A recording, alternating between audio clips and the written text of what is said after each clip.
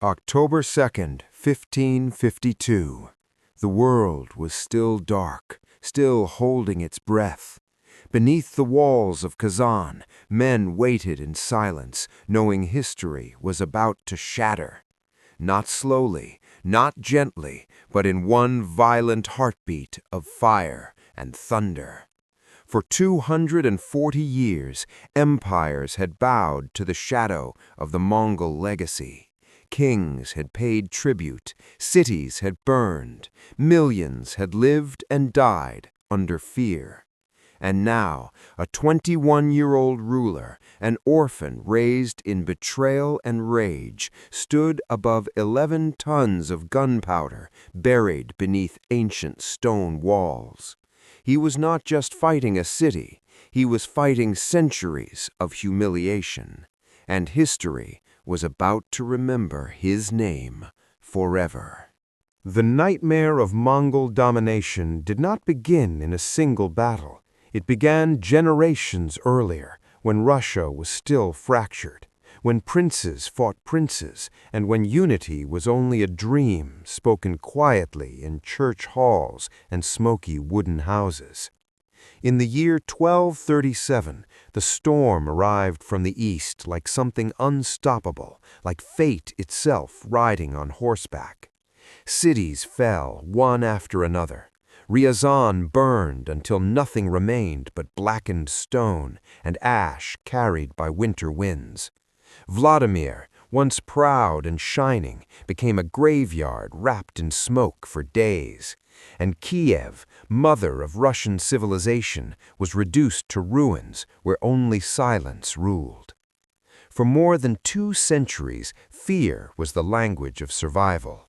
Russian princes knelt before Mongol khans, kissing the earth in submission, delivering gold, furs, and even their own people as tribute. Resistance meant annihilation. Entire populations were erased to send a message to the survivors: obey or disappear. But empires never remain eternal. Like all forces built on fear, the Golden Horde began to fracture under its own weight. Power struggles spread like poison through royal courts. Generals turned against generals, khans fought khans, and from this fragmentation rose new powers, new ambitions, and new enemies waiting for their chance.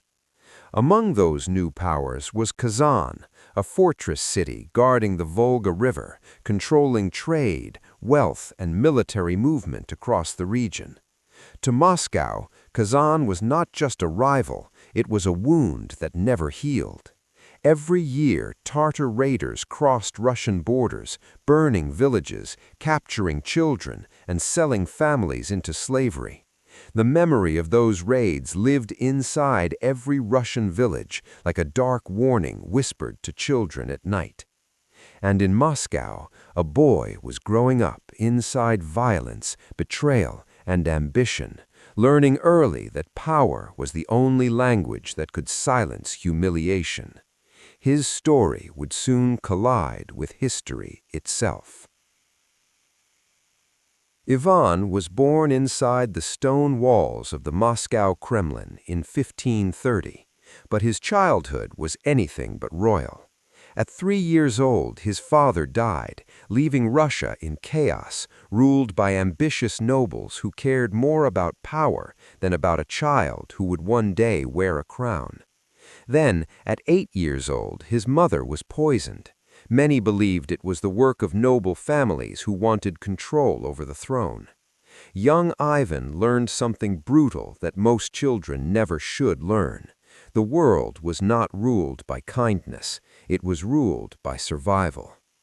He grew up watching treachery unfold in front of his eyes. Boyars feasted in luxurious halls, while the young prince sometimes went hungry.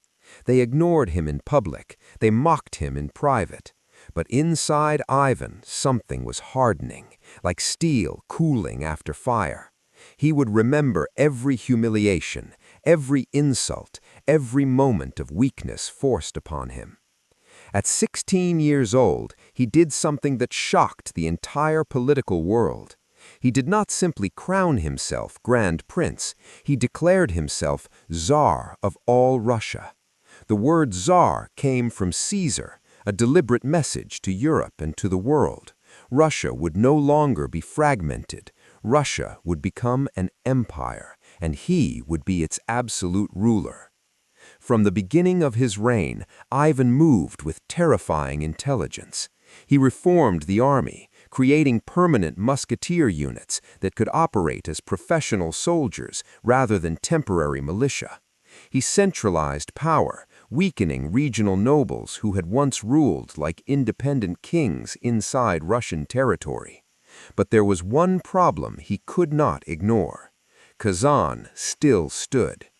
As long as Kazan survived, the Mongol legacy survived with it.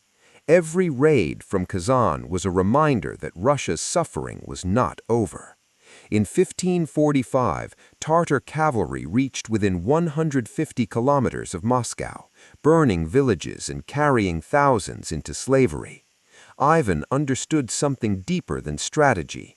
This was personal. Kazan would not fall by rage alone.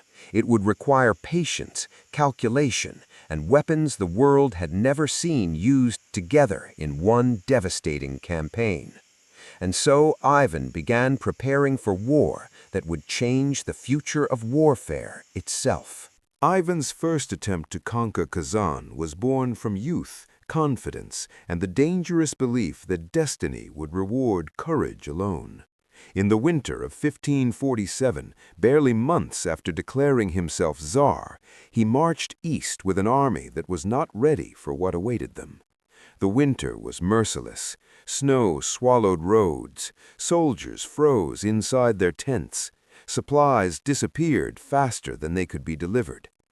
When they finally approached Kazan's walls, reality struck like a hammer.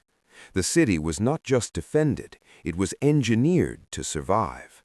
Archers waited patiently behind high stone fortifications. They were masters of ranged warfare, trained to kill before enemies could even reach striking distance. Ivan ordered frontal assaults. It was a mistake history would not allow him to forget. Wave after wave of Russian soldiers charged forward, only to be cut down by arrows, frozen wind, and exhaustion. Weeks passed in brutal siege conditions. Hunger spread, disease followed. The army was dying slowly, without ever breaking the city's defenses. Then came the retreat.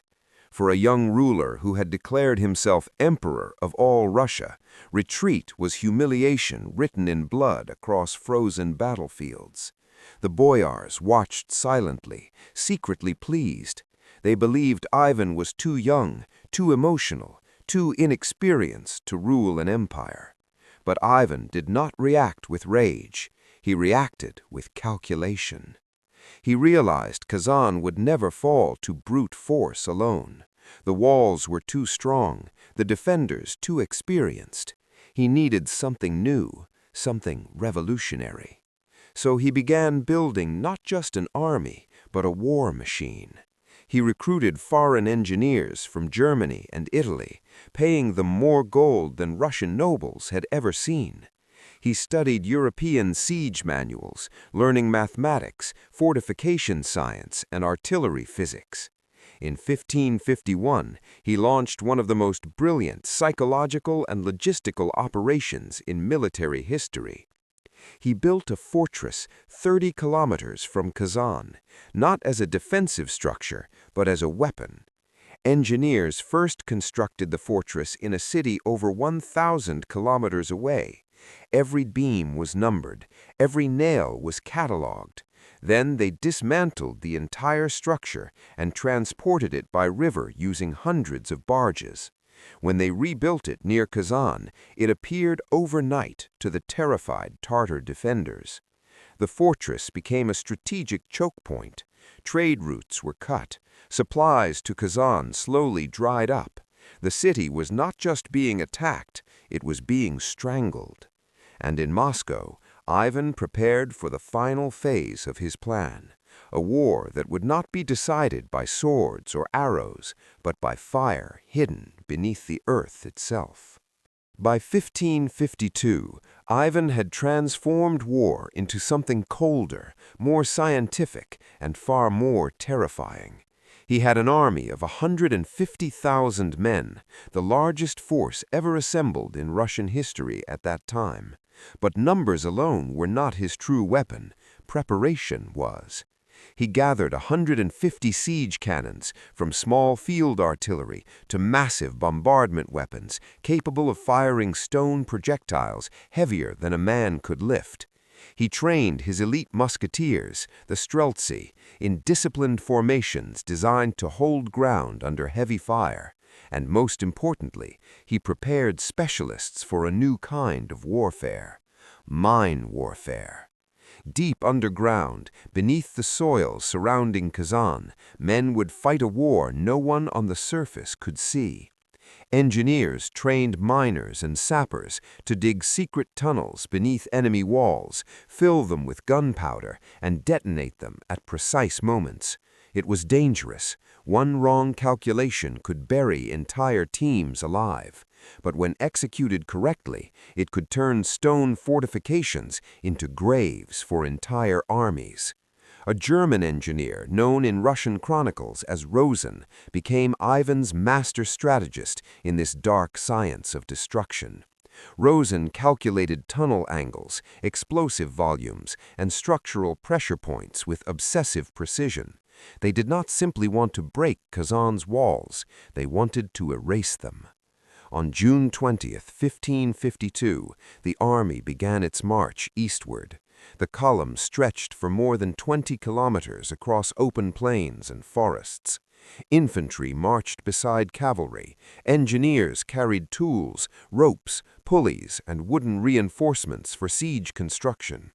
Priests marched alongside soldiers, praying for victory while knowing what awaited them at the end of the road. Tartar scouts attempted guerrilla attacks along the march, but Russian discipline held firm. Losses were minimal. Supply lines were maintained with military precision. Ivan had learned from his earlier failures. This time, he would not allow chaos to decide his fate. When Kazan finally appeared on the horizon, it looked like an ancient predator waiting on a hill. White stone walls rose 10 meters high. 13 towers guarded every approach. Inside lived nearly 100,000 civilians and 30,000 trained defenders, confident their city could withstand years of siege. But Ivan had come to end a civilization's legacy. He established a military city around Kazan, complete with hospitals, weapon workshops, and defensive walls protecting his own forces from night raids. Then the siege began, and beneath the earth, the real war was about to start. The Siege of Kazan was not one battle. It was a slow tightening of death around a city that believed it could outlast any enemy. Day and night, Russian cannons fired without pause. The sky filled with smoke. Stone walls vibrated under the relentless impact of iron and fire. But Kazan's defenses were built to endure. The walls were thick, the towers were reinforced. The defenders had prepared food, water, and weapons for a long siege. So Ivan changed tactics. First, he launched a test assault with 10,000 soldiers carrying wooden shields and ladders. It was not meant to win the city. It was meant to study it, to find weaknesses, to measure fear. The defenders responded with brutal efficiency. Arrows rained down from the towers. Boiling oil burned flesh and armor. Logs were rolled from the battlements, crushing soldiers beneath the weight of their own momentum. After 2 hours of slaughter, more than 1,500 Russians lay dead on the ground beneath Kazan's walls. Ivan did not order another frontal attack. Instead, he turned fully to underground warfare. Thousands of sappers began digging tunnels under cover of darkness. Earth was removed silently during night shifts to avoid alerting defenders. Inside the tunnels, men worked by the dim light of oil lamps. Air was scarce. Walls could collapse at any moment. Sometimes enemy tunnels would intersect with Russian tunnels, and then war would become something almost unimaginable. Men fought in complete darkness with knives, axes, and bare hands. There was no honor in these battles, only survival. Meanwhile, disease spread on both sides. Dysentery, fever, and infection killed soldiers as effectively as weapons. Siege warfare was not glamorous. It was slow. It was psychological. It was about breaking human will before breaking stone walls. By September, Rosen had identified the critical structural points beneath Kazan's defenses. 3 major explosion chambers were prepared under Arzia Tower and surrounding wall sections. 11 tons of gunpowder were carefully transported underground in heavy barrels weighing more than 200 kilograms each. One spark, one mistake, and the entire operation would have killed the engineers before they could even reach the surface. But Rosen was patient, precise, ruthless in calculation. On September 30th, he personally installed slow-burning fuses designed to give Russian soldiers enough time to escape tunnels after ignition. Then Ivan waited. He had waited years for this moment. He would wait a few more days if necessary, because victory was not about speed, it was about inevitability. The night of October 1st, 1552, was unusually quiet. 30,000 Russian soldiers stood in silence around Kazan's walls. They checked their weapons one final time. Some wrote farewell letters they were not sure would ever reach their families. Others prayed quietly under their breath. Everyone knew what was coming. Even with breaches in the walls, the coming assault would be brutal. Inside Kazan, defenders were exhausted. Weeks of bombardment had drained their strength. Supplies were running low. Disease spread through contaminated water and the bodies of fallen animals lying near the wells. Morale was breaking slowly, like glass under constant pressure. But they still believed help might come. They told themselves reinforcements from Crimea or the Ottoman Empire would arrive. It was hope spoken more out of desperation than certainty. Ivan did not sleep that night. He sat alone in his tent, thinking about his childhood, about hunger, about nobles who mocked him, about centuries of Russian humiliation under Mongol domination. Everything he had suffered had led to this single moment. At 3 in the morning on October 2nd, 1552, Rosen lit the fuses. Fire crawled slowly through underground tunnels, moving like living snakes toward the gunpowder chambers. Sappers ran through the tunnels trying to escape before detonation. They had approximately 15 minutes. Above ground, the Russian army waited in complete silence.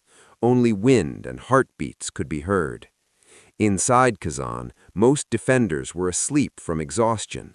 Some guards remained at their posts, but fatigue had dulled their vigilance. No one could imagine what was about to happen beneath their feet.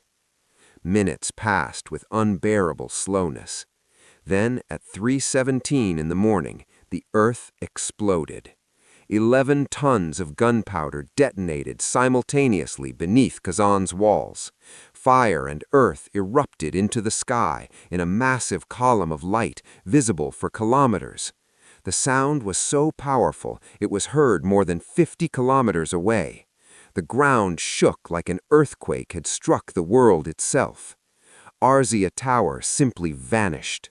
40 meters of wall collapsed instantly, turning ancient stone into mountains of shattered rubble. Inside the city, buildings near the walls collapsed from the shockwave. Defenders sleeping nearby died instantly under collapsing stone and fire. Chaos consumed Kazan. Dust filled the air so thick that people could barely see 1 meter in front of them. Survivors could hear only ringing in their ears and the distant screams of wounded civilians. Then the Russian assault began. Through dust, fire, and the echoes of collapsing stone, Russian soldiers charged toward the breaches like a wave unleashed from hell itself. Drums thundered, trumpets screamed across the battlefield. At the front rode Ivan on a white horse, watching his destiny unfold in smoke and blood. Crossing the ruined walls was not easy. The rubble created deadly obstacles. Soldiers slipped on unstable stones. Some fell into hidden holes and broke their bones before ever reaching enemy lines. Beneath their feet lay the bodies of defenders killed in the explosion, buried under layers of dust and stone like ghosts of the past. But numbers and momentum favored the attackers. Streltsy musketeers advanced in disciplined formations, firing volleys into any visible resistance. Behind them came waves of infantry armed with swords, axes, and spears. Arrows filled the air like dark rain. For every defender who fell, several more Russian soldiers replaced him. Tartar warriors fought with desperate courage. They knew this was their final stand. Khan Yadigar, wounded but still commanding, tried to organize defensive lines. But leadership alone could not hold back an army that had already decided the outcome of the war. For nearly an hour, fighting at the breaches became a brutal stalemate. Bodies piled higher with every passing minute. Blood mixed with dust and rainwater pooling among shattered stones. Then Russian forces broke through. Urban combat followed, house after house, street after street. Kazan turned into a labyrinth of fire and screams. Some defenders barricaded themselves inside stone buildings, fighting until the last arrow, the last stone, the last breath. Russian soldiers forced doors open with axes, fighting in narrow rooms where survival depended on speed, not skill. Ivan had ordered total destruction of armed resistance. His soldiers obeyed with fury born from centuries of humiliation and 6 weeks of brutal siege warfare. By afternoon, organized resistance collapsed. Khan Yadigar was captured while attempting to escape. Wounded and defiant, he was brought before Ivan. Instead of execution, he would be forcibly converted to Orthodox Christianity and kept as a prisoner in Moscow, a living symbol of Russian victory and Mongol defeat. The city was then subjected to 3 days of violence and burning. Thousands were killed, others were enslaved. The great mosque was looted, then destroyed, replaced later by an Orthodox cathedral built from the wealth taken from the conquered city. When Ivan rode through Kazan's smoking ruins, he showed no regret. In his mind, this was justice for centuries of suffering, justice for burned villages, justice for enslaved families, justice for a nation that had lived too long under the shadow of conquest.